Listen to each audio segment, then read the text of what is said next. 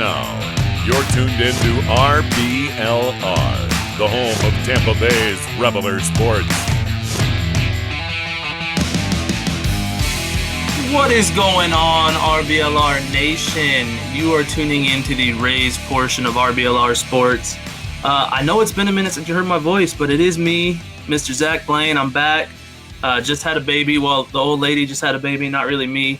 But here with me, Mr. Ben Whitelaw. How are you doing, brother? I feel like we haven't talked in a minute. Yeah, it's been a while. I'm good. Congrats on the baby. That's exciting. So welcome back. I appreciate it. It's been loads of sleep and fun, I can tell you that much. Yeah, I heard you don't get much sleep with those kinds of things crawling around and screaming. So none at all. But man, not very much Rays news this week, or really any week lately. Yeah, I think everybody seems like they're on vacation. Maybe the front office is, taking their sweet time. So yeah, not much happening with the team. We do have a couple things that happen around the league, though. Evan Longoria went home to Arizona, and I say home because he actually has a home in Arizona. So he's going to be playing for the Diamondbacks on a 1 year. I think it was $4 million deal, which, some people wanted him back. It would have been nice. That's kind of cool, but yeah. Oh well. What do you think about Longo to Arizona? Yeah, I mean, the story of him coming back to the Rays was honestly all that I was interested in. Like the homecoming, it would have been nice to see him in a Rays uniform again, and who knows, maybe that chance is still there later on down the road. But I mean, it's the Diamondbacks. If I had to pick a second favorite team, I like them just because of their name. Yeah, I mean, he's not going to take away at bats from Yandy. He's not going to take away at bats from Paredes. We're not going to let him block Curtis Mead from making his major league debut this season. The fit was not there. A lot of people have, well, not a lot of people. I've seen some people on Twitter say the fit was there, the price was great. Why didn't we bring him home? $4 million for a guy that's going to hurt your team in the long run, Yeah, and the short run, really, because he's blocking Yandy and Paredes. Like, that's not realistic. It would have been nice for nostalgia, but yeah, no hard feelings there. Yeah, no, it was just one of those things where I was like, at first when I saw the signing, I was a little disappointed. I was like, oh man, we could have afforded that. But then I think I started going into the Ben Whitelaw logic, and I'm like, he really does block. He really does block everybody that is of importance to us. Yeah, and he would be a bench player at most. So like, Yeah. I don't really want to pay him $4 million to sit on the bench and take away at bats from other players. That's not cool. So. Yeah, not when you could get the same production from a much cheaper player. Yeah, I mean, like, you're gonna get better production from Yandy this season. Like, and he's honestly, like, I think he's slightly cheaper, or maybe a little bit more in arbitration. I don't remember the exact number. But yeah, in other news, Rafael Devers signed his extension finally. It felt like that was like 3 or 4 years in the making. The Red Sox got it done. He's a good bat, but that's pretty much all he is. I think that's a lot of money for a guy who's probably going to start being a career DH in the next like 3 or 4 years, but he is like, the last good hitter on that team. So I guess they had to lock him up. Yeah, I'm terrified to face him when he's at the plate, but I love playing him when we're at the plate. Oh yeah. So it's kind of like a catch-22. I don't want to throw the ball to him at all, but I do want to hit the ball right at him. Oh, it's amazing when that happens. Like, he's the same defensive value as Gary Sanchez when he was with the Yankees. Like, all the years of him not hustling, making bad throws. Yeah, Devers is definitely going to be in trouble defensively, but he's a good bat, so I don't really think it's a bad move for the Red Sox. It's just a move that they kind of had to make. Yeah, and we just had a message come in. The lack of shift is probably going to expose him pretty well, too. Yeah, I don't know about that. I mean, he's on the left side of the infield if you're like facing the outfield. So he's like, no, they don't really shift righties that much, but I mean, we'll see. You can't really hide him if there's a bunch of righties at the plate. So yeah, I don't know. If he was a first baseman, I think that might be a little bit more trickier, like a second baseman, because, second basemen are going to be hung out to dry this year for sure. Mm-hmm. A little concerned about Brandon Lau, but yeah, we'll see. You heard it here first, guys.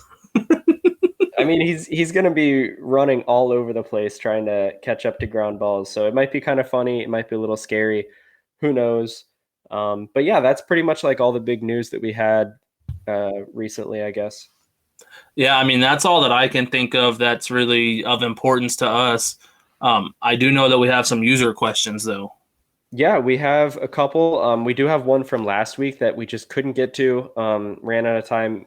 But this is from Twitter user at Pita Bagels. That's a good name, I guess. Do you think Lau or Rayleigh becomes full-time starters next year? Like if we had to say one of them, like Josh Lowe, not Low, yeah. Yeah. Right, close enough. Yeah. Oh God. I think, oh man, that's a tricky one because I want to say Low because of, I mean, honestly, just the I'm putting this in quotes, star power behind his name. Like he's this highly touted prospect, and he's going to be this just badass at the plate. I think I want to say him, but I think Rayleigh has more versatility. Yeah, I think Rayleigh might be like the better fit as of right now. I think one of these guys becoming a full-time starter might depend on what the Rays do over the next month, 2 months, maybe 3 months, all the way up to the start of the regular season.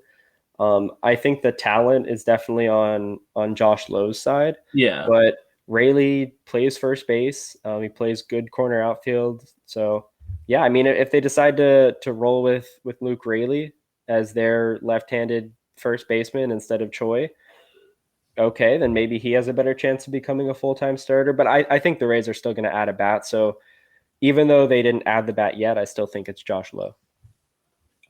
Yeah, so I don't disagree, but I also don't think that either one of them necessarily become a full-time starter or like a full-time player for us this season. I don't think so either. If I had to pick one, I'm going to go Low, but I don't think that either one of them are a full-time player. The Rays really only have like 4, maybe 5 full-time players. I mean, you've got Wander, that's an easy one. Yandy. Yeah. Now I'm starting to struggle. Brandon Lau, I think Jose Siri will be. I don't really see why not. I mean, you got to have that glove out there every day. And Randy. Yeah, Randy. So that's 5. Maybe Paredes. I think he's going to take the next step. So we'll say 6 with probably Paredes. But that's where do you think he's going to play at?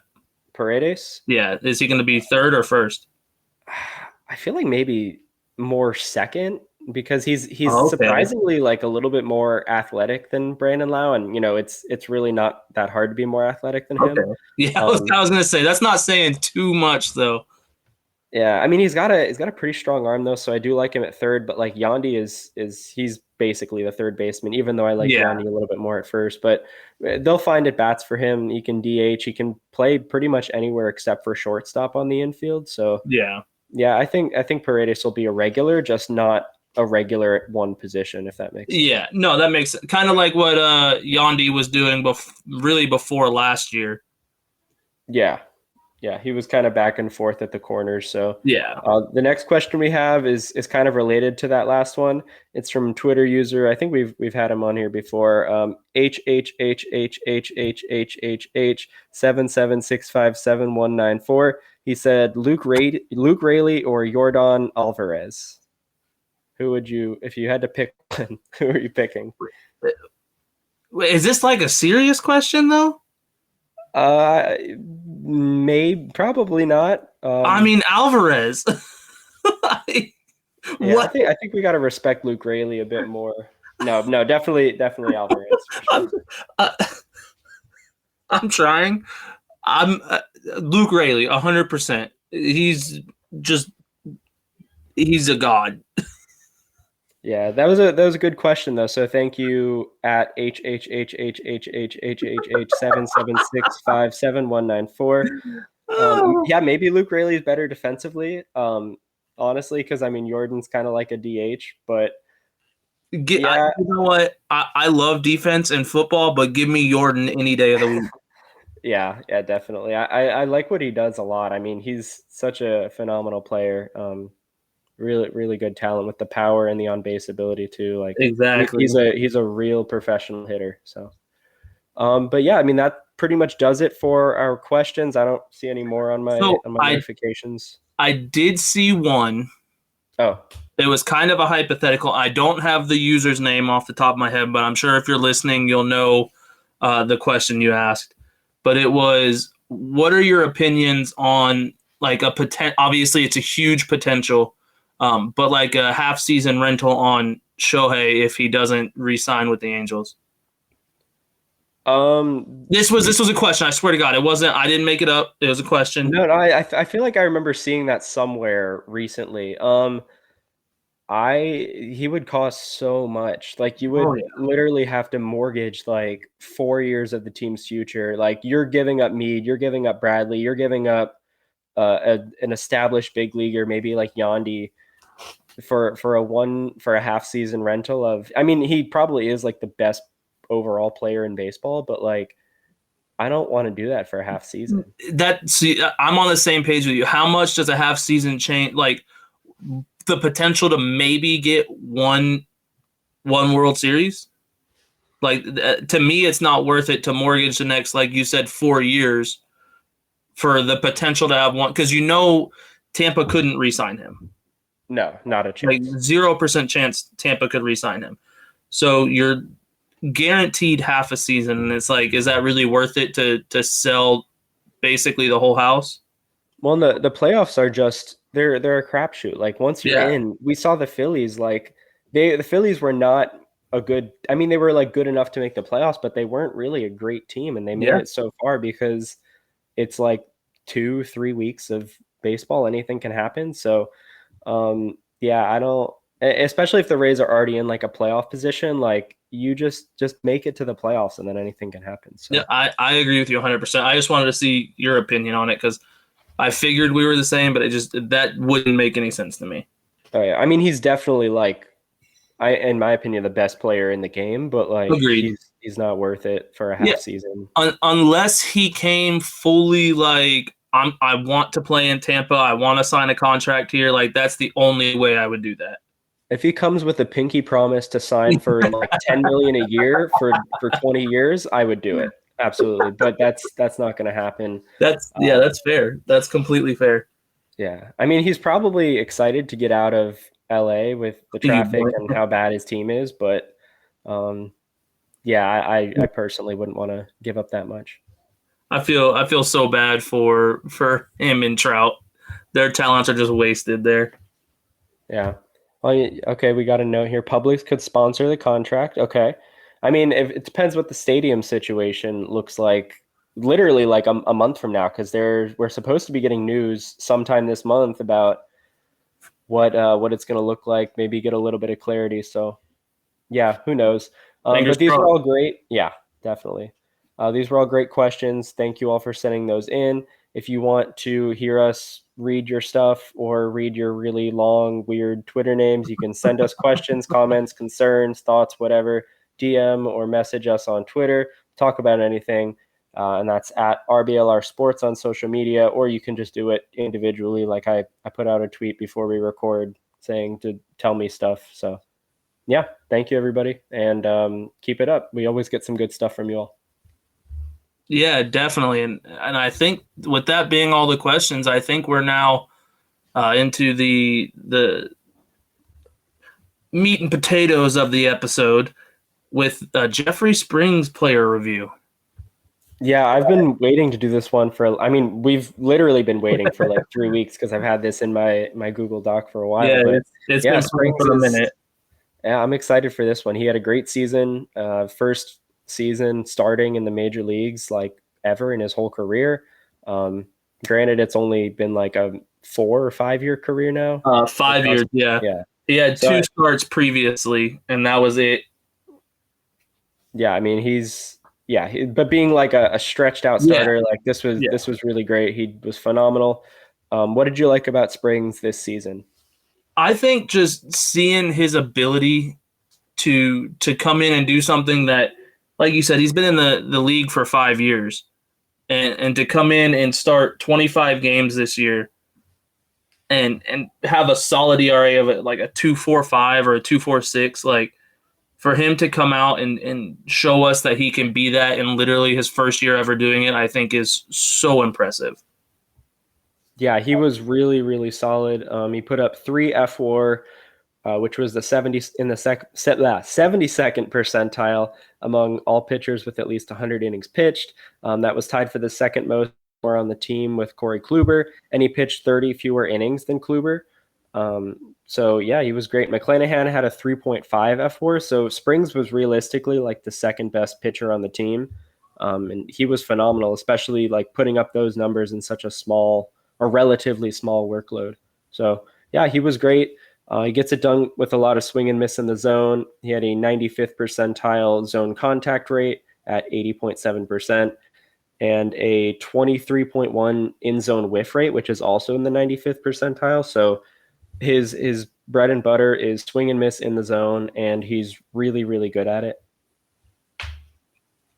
Yeah, no, and I mean, I think that shows with the 144 strikeouts.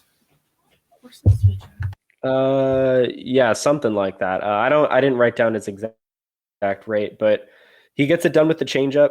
That is his pitch, and he's really, really good against righties because of that changeup. He had a 95th percentile weighted on base average against right-handed batters, but he did just have a 24th percentile weighted on base average against lefties. So I think going forward, he'll need to figure out how to attack lefties a little bit better, which is interesting because he is a lefty himself, so he should naturally be better at that. But because he's such a changeup heavy guy, it kind of lends itself to those reverse splits, which we do see sometimes from changeup heavy pitchers.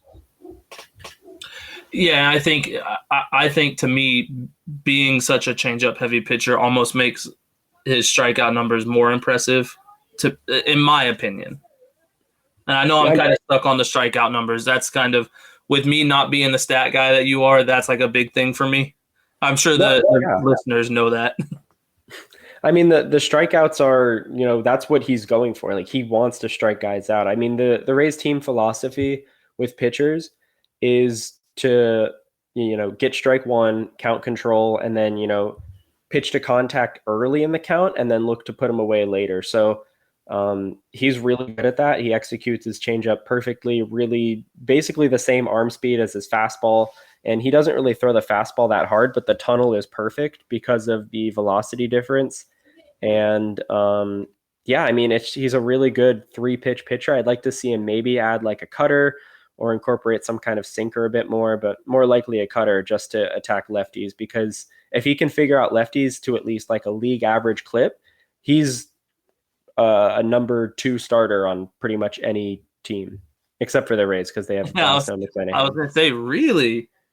So yeah, he's a 3 for us. That's kind of what I was going to say. I know we're not really talking about next year's our predictions for him next year, but where do you think you think he's a number 3 pitcher for us? Oh yeah, definitely. Like, he is just the pure stuff. Like with the changeup fastball mix, the tunnel is phenomenal. But like the under the hood numbers with the swing and miss ability, even though he's operating at a relatively low velocity compared to other guys on the staff, because you've got McClanahan, Glasnow, Rasmussen, they throw pretty hard. Eflin is probably closer in velo to Springs, but Springs is still, like, for me, the number 3. But what about you? I have him at 4. I have him Rasmussen ahead of him, but that's just because Rasmussen is a pitcher that I like to watch more. Not that I dislike to watch Springs. I think that he's insanely talented. I'm just a huge Rasmussen fan. So I've got McClanahan, Glasnow, Rasmussen, and then Springs with Eflin coming in at 5 for us. Yeah, I mean, either way, this rotation is really solid. And I think Springs would be like he'd probably be the number 1 in Boston, because I don't trust Chris Sale. No. Baltimore, I don't even know who their starting pitchers are. Tyler Wells, like, he would probably be maybe the 1 or 2 in Baltimore, depending on what's happening with Grayson Rodriguez. Toronto, Alek Manoah is good, but he's not great. Kevin Gausman is he's pretty good, actually. Yeah, I was going to say I put him at 2, maybe 3 in Toronto. I just don't believe in Alec Manoah either. So I'd probably put Springs more at number two. That's Manoah, fair. he's such an ERA merchant. Like he's so fake. But then there's the New York staff. He'd probably be number three in New York because Garrett Cole and Rodon are pretty solid. But Springs is phenomenal. So Oh yeah, they do have Rodon. They also have Cortez too, who as much as I hate the Yankees, I'm a huge Cortez fan. Just how goofy he is. yeah, he put up pretty similar, like I think WAR numbers to Springs. Yeah, But he kind of fell off in the second half pretty hard. yeah, So, he did. yeah. Yeah, But yeah, I mean, that's pretty much all I had on the spring stuff for this season. I know we'll talk about like getting into next season a little bit, but is there anything you didn't like about Jeffrey Springs this year? I would be lying to you if I could pinpoint one thing that I disliked about Springs. I was just overall like impressed with him, especially considering going into this season, we would have not expected to see him get 25 starts and literally pitch more innings than he has in his entire career. Yeah, no, he was a really pleasant surprise this season. Probably like one of the best overperformers, I think, in the entire roster.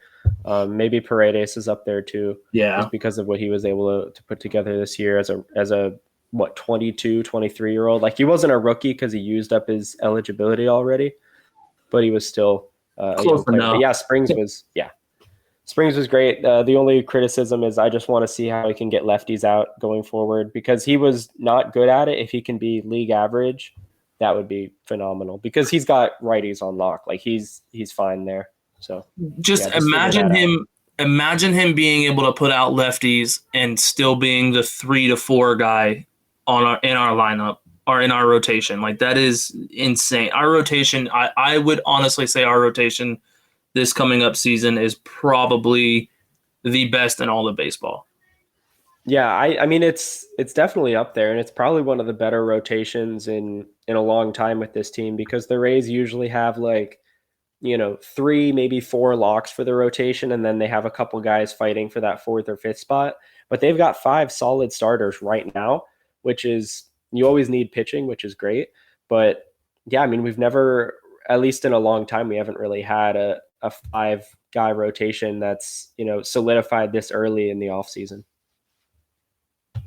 Yeah, no, I could not agree with you more. I think that I am very excited to watch this rotation next season. Yeah, me too. And I think everybody who's listening could probably watch this rotation at home wearing maybe a new shirt. I don't know how, I didn't really think ahead how I was going to work this in here, but yeah, he's it was good. Yeah. So yeah, go ahead and head on over to shop.rblrsports.com. You can get a shirt in any of the Tampa Bay area team colors. They're inspired by the teams, not officially licensed merch, but you don't need to know that. The people you're buying the shirt for don't need to know that either. It's a shirt. You wear it, you put it on, you look great. Some of you need that. So yeah, head on over to shop.rblrsports.com. Zach has a promo code for you to help you save some money because I know you're running out of your Christmas money already.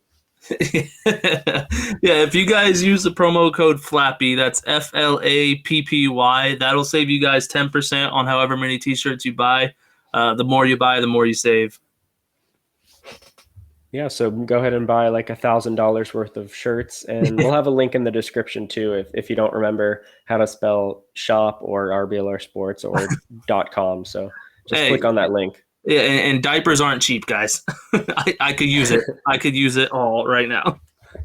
Yeah, I know you've been struggling with some diarrhea lately. So. Oh my God, we haven't talked about diarrhea on the show in a minute. It's been a long time, but it's been rough, man. It's been rough.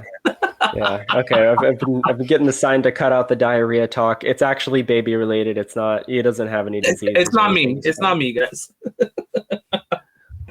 I mean, so with all that being said, and I know we kind of touched on like the potency of the rotation next season, but what are your expectations for Springs next season? I mean, coming off of last year, he is the 3rd best starting pitcher on the roster right now. The projections don't love him for some reason. Steamer. Well, I mean, it's just Steamer, really. I really want to see what Zips thinks about him. But yeah, I mean, he's so good, and I don't really buy into his Steamer projections too much. I think he'll still be a starting pitcher, but he's a number 3 behind McClanahan and Glass now, whichever order you want to put those two in. But yeah, what about you? What do you think about Springs for next year? Yeah, I don't see how he's not a starter next season. To put him in the bullpen would be, in my opinion, an insult to not only him but Rays fans because he is so good. And I also think that his numbers might not be as solid next year, or not as high next season, like with innings pitched and stuff, because I do think that with Eflin being here, it's going to kind of eat up some of his games that were started. But I'm predicting him to have another really good season and be top 3 on the team by the end of the season. Yeah, definitely. I mean, he started 25 games last season. So I mean, if he can do that again, maybe pitch a couple more innings, but they don't really need anything, too crazy. So Yeah. as long as he's throwing like 5, 6, maybe the occasional 4 innings a game. Yeah, I mean, he's efficient, but they're still stretching him out last year. So I don't really know, what his ceiling is in terms of like innings per game, but maybe we'll see like 7th inning if things are going well. But then again, that's not really how the Rays work with their pitching staff. Like most guys are going to go 5, maybe 6, 7 if everything is great and they have a lead and they're being really efficient. So it really just comes down to, I think, like figuring out lefties, because I think he's definitely going to see more lefties this year because of his reverse splits. So. Yeah, I mean, if teams weren't throwing in a lineup of a majority lefties against him, I'd be shocked. Like their scouting department's not doing their job very good. I mean, it's still going to come down to like individual matchups, because some guys like really can't hit same side pitchers. Like, yeah, I mean, like I wouldn't put Luke Raley out there against a lefty. Like even if the lefty had reverse splits, I don't think I'd want to do that, just because sometimes the hitters are the problem. But yeah, we'll see. I mean, he needs to continue to limit the home run ball, because that was a really great thing from him this year. It has plagued him in the past, but he was solid, which is interesting because his ground ball rates weren't super high, but he was still able to limit home runs while still pitching. He's kind of like a strikeout fly ball pitcher for the most part. Yeah. Yeah, so I mean, overall, I think he's going to have a really good season, and it's going to be fun to see, hopefully, our predictions pan out. Yeah, I mean, to me, like, I think he's probably the most interesting starter on this staff, because he's such like kind of an old school pitcher, but he's really not, because of what he does with like his vertical approach angle and his fastball. And then like the difference between that and the changeup, he actually the 3rd largest difference between vertical approach angle between his fastball and changeup. And that approach angle is basically the angle at which the ball crosses the plate or goes through the strike zone. So like you usually want a flat approach angle on a fastball and then a steeper one on your changeup, but he had the 3rd most like drastic difference. So that's what allowed his tunnel to be so good. And the swing and miss on the changeup was because of the difference between that and the fastball. So he just needs to keep that up. And yeah, I mean, he's really fun to watch, because the changeup looks so hittable, but it's really not with that kind of movement and the arm speed. Yeah, for you guys at home that didn't know that, because obviously I knew all about that. But aside from all that, I mean, is there any last words you want to get in and before we jump off here? I know you got to get out of here soon. Yeah, I mean, well, how do you think he's going to attack lefties better in 2023? Because that's really his main thing, is just how can he get lefties out? He gets the strikeouts, his command is good, he limits home runs, he limits walks. So how is he going to get lefties out? I mean, yeah. See, that's hard to, in my opinion, like I don't think I could give you an answer to that question, because we've only seen 1 year out of him. So it's like we haven't seen the ability for him to make adjustments over long periods of time, if that makes sense. Yeah, So I mean, I think his second half was better than his first half in terms of his numbers. I'll have to look at the splits real quick, but yeah, he was able to, as the season went on, like improve. Yeah, his weighted on base average against in the second half was 20 points lower, and that's as like learning how to be a starting pitcher too. So yeah, his FIP dropped by over a full run. Um, yeah, I mean, just phenomenal stuff. So if he can get lefties out, that's key. But even if he doesn't, like if he just does that again, like he's still going to be a top 3 pitcher on this staff. So I'm not too stressed about it. I'm curious about what the team is going to do with him. I mean, what would you do? Like if you were either the pitching coach or if you were Springs himself, like what would you do to get out lefties better? I mean, the first thing they're probably going to do is look at like the pitch sequencing because against lefties, he's pretty much going like fastball slider. I'd like to see maybe the same side changeup would work, but it's also kind of dangerous to do that. So we'll see. I think a cutter might be nice, but that's easier said than done. But it would help kind of like bridge that slider and fastball tunnel because it's an okay tunnel. It's not as good as this changeup fastball tunnel, but a cutter might help. So we'll see. Maybe he learns how to throw a curveball, but I doubt it. I think maybe a cutter or some kind of like variation with his slider or variation with his fastball. He just needs basically like a third pitch or like a half of a pitch to figure out how to get out lefties. Yeah, no, I can see where you're coming from, and it's kind of wild to think that could very well be just the sequence of pitching or the sequence of pitches that help change that. It's wild to think about it like that. Yeah, I mean, because you've got guys that are sitting fastball first pitch, but if he, throws in a first pitch changeup to a lefty like once or twice a game, that's really all you need. And if you can throw it for a strike, you'll keep him off balance. So, I mean, that would be the easiest solution. I don't know if it would be the best. I think the cutter would be the best, but it's really hard to ask like a 29, 30-year-old pitcher. 30, yeah, he's 30. Like, okay, yeah, go ahead and throw a new pitch. So, yeah, we'll see. Well, with all that being said, I can hear the little 2-week-old out there crying. So before we go, I cannot thank you listeners enough, though. It has been – you guys are the reason that we do this. You guys are the real MVPs. And if you guys could, just one more time, I know Ben touched on it, go give wherever you're listening to this at a like, a follow, and then go to all social medias at RBLR Sports. Just give us a like, give us a follow, interact with us. Let us know that you guys love it. If you hate it, let Eureka know, not us. And then, maybe we have some news coming for you all next week. So it should be a good show. Make sure you all tune in.